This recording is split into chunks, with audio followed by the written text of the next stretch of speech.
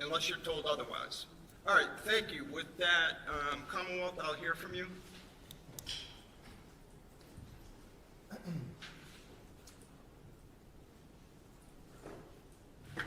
The defendant raised her gun, leveled it at Pat Noonan's face, and pulled the trigger. There are two reasons that Pat Noonan is alive today. The first being that Ms. Fitzsimmons' gun, while it had a full magazine, it did not have a round in the chamber.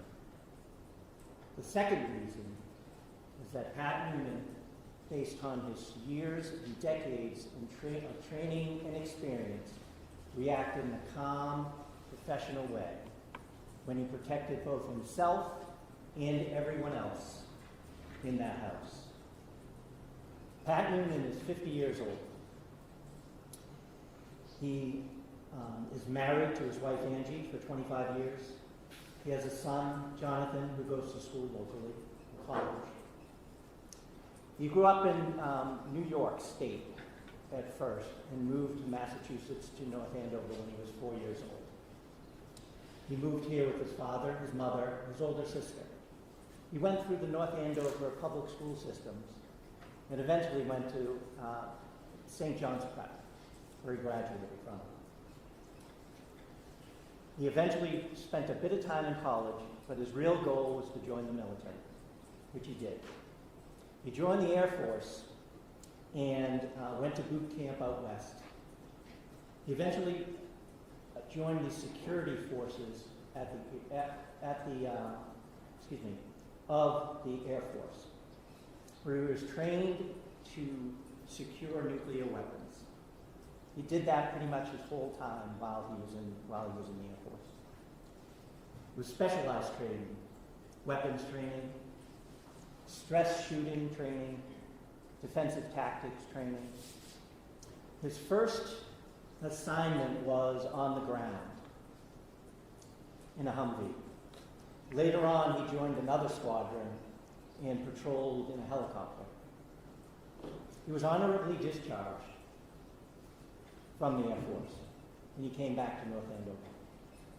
There, he worked security, armed security, at the Seabrook nuclear power plant.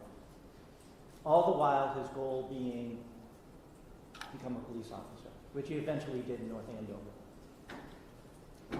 He worked in the North Andover police for years. It was his hometown police force.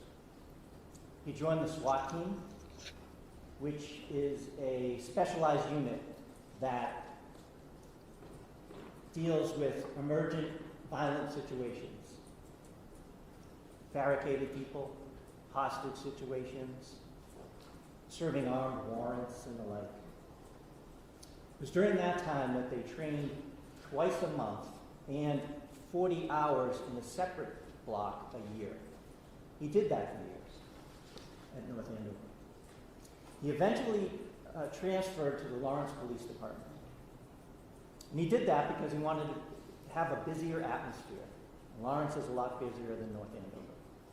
He worked there for a number of years. Again, the SWAT team, he was a detective, had his specialized training. And back in 2024, he decided to make a switch and come full circle. He moved back to North Andover PD, both because he wanted to end his career there where he started, but he also wanted to bring his training and experience to his hometown police force. That was one of the reasons that Lieutenant Daly, on June 30th of 2025, asked Pat Noonan to accompany him and Timothy Houston, another officer who was a military vet, to serve a restraining order on Kelsey Fitzsimmons. He knew Pat had the experience, the temperament, and was cool, calm, and collected no matter what happened. Kelsey Fitzsimmons was a police officer. She had been on leave, but she was a police officer on June 30th of 2025. Also on that day, her partner, her boyfriend, her fiance, Justin Allain, was concerned for his safety, for his 4-month-old child's safety that he shared with the defendant, and for Ms. Fitzsimmons' safety, specifically after events happened that weekend. And so we went to court, and he applied for and was granted a restraining order. The restraining order granted him custody of his 4-month-old son, ordered the defendant not to have any contact and to stay away from him, and also that she would be relieved of her weapons. She was a police officer, and she had a service weapon and 2 other guns that she had legally. Lieutenant Daly was at the PD when Mr. Allain came in. The restraining order was faxed from the court, and Lieutenant Daly called Officer Houston, and they got in touch with Officer Newman to serve that restraining order. They had gone by the defendant's home, Officer Houston did, to see if she was there. Unusually, her car was not in her parking space. It wasn't at her home. Officer Houston, who had seen it there thousands of times as he had driven by, noticed that it was parked down the street at a school about 100 yards away or so. So they knew she was in the area. The 3 met at the school, decided on a plan, and went to the defendant's home. They met her at the door, and you'll see surveillance video from the home of that encounter as they come to the door. Ms. Fitzsimmons comes to the door holding her 4-month-old child. They go into the house. There's no surveillance system in the house other than in the basement. They explained to her what was happening, that there was a restraining order, that there's going to be a hearing on July 14th where she'd be able to tell her side of the story. And she tells the officers, I know how this all works. They ask her where her firearms are, and she lies to them, and she tells them they're in the basement. She's sitting down on a couch, the baby is next to her. She calls her mother, who will soon come over, and they tell her that Justin's coming also, because he's going to get custody of the baby. Officer Houston, who is also in the living room, sees a gun case on the sofa, and he opens it. Ms. Fitzsimmons lies to him again. I told you the guns are in the basement. The defendant's mother comes, takes custody of the child while they're waiting for Justin. The police have called Mr. Allain at the PD, so he's coming over with his sister, Courtney. The officers allow the defendant to walk around the house gathering baby stuff, equipment and clothing and things like that, so the child will have what it needs when it's taken by Mr. Allain. They follow her around to make sure that she is safe, that they are safe, that everybody in the house is safe. They go upstairs, they come downstairs. They go upstairs again, and you'll see photos of this, Your Honor. It's a staircase. At the top of the staircase is a landing where there's shelving and some of her police gear. If you look to the left is the baby room. If you look to the right, it's the bedroom. There's no door in the bedroom. So she goes in the baby's room and she's gathering things, and she's handing it to the officers who aren't going to take possession of it. They put it down. They're following their protocol. They're trying to keep everyone safe. At some point, she's in the bedroom, and Mr. Allain comes in the house, and she hears him. Now it's Officer Noonan and Officer Houston in the bedroom with the defendant. She tells Officer Houston, I don't want him here. I don't want to see him. Don't let him near me. Because she's upset with Mr. Elaine. Officer Houston goes downstairs to make sure that doesn't happen. Mr. Elaine, who had left the house with some baby stuff, came back and asked the officers for permission just to go down to the basement. Because he wanted a suitcase and he wanted some of the other baby stuff because he was taking the baby home. He lives in Stone, Massachusetts. So he did this. He was down in the basement. Lieutenant Daly's down on the first floor.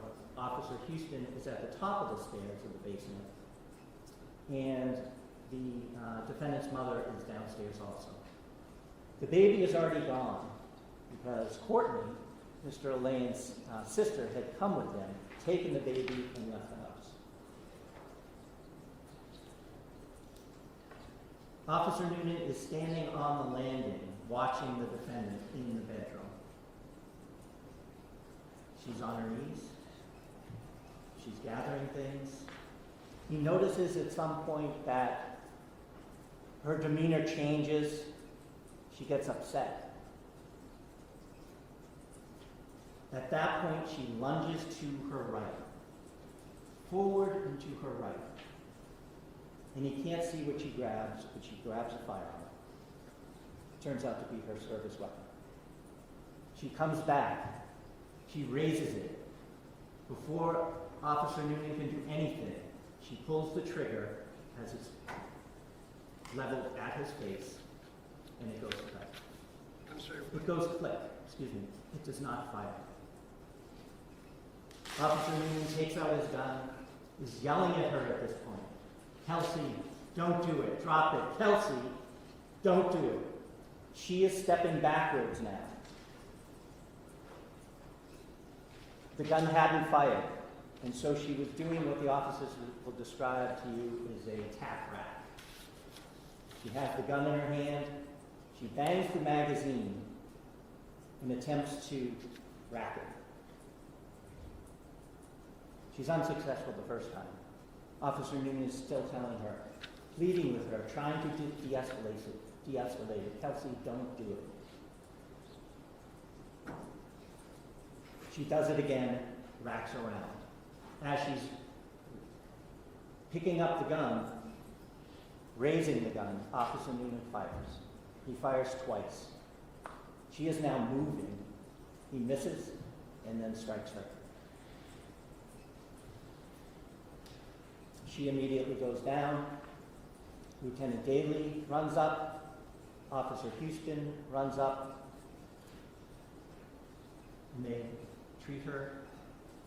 They call for an ambulance in the fire department, and she's eventually taken to the hospital. The gun that she used on Officer Noonan was underneath her. Lieutenant Daly grabs it, puts it on the bed. Officer Noonan, still focused on procedure and what to do, picks it up and moves it farther away from her so it's not a threat. That is eventually collected by Officer Poor, who shows up later. The credible evidence in this case, the only credible evidence in this case, I would suggest to you, Your Honor, will be that Kelsey Fitzsimmons raised the gun and pointed it at Officer Noonan. She pulled the trigger when she did this. The credible evidence in this case, Your Honor, will prove beyond a reasonable doubt that the defendant is guilty.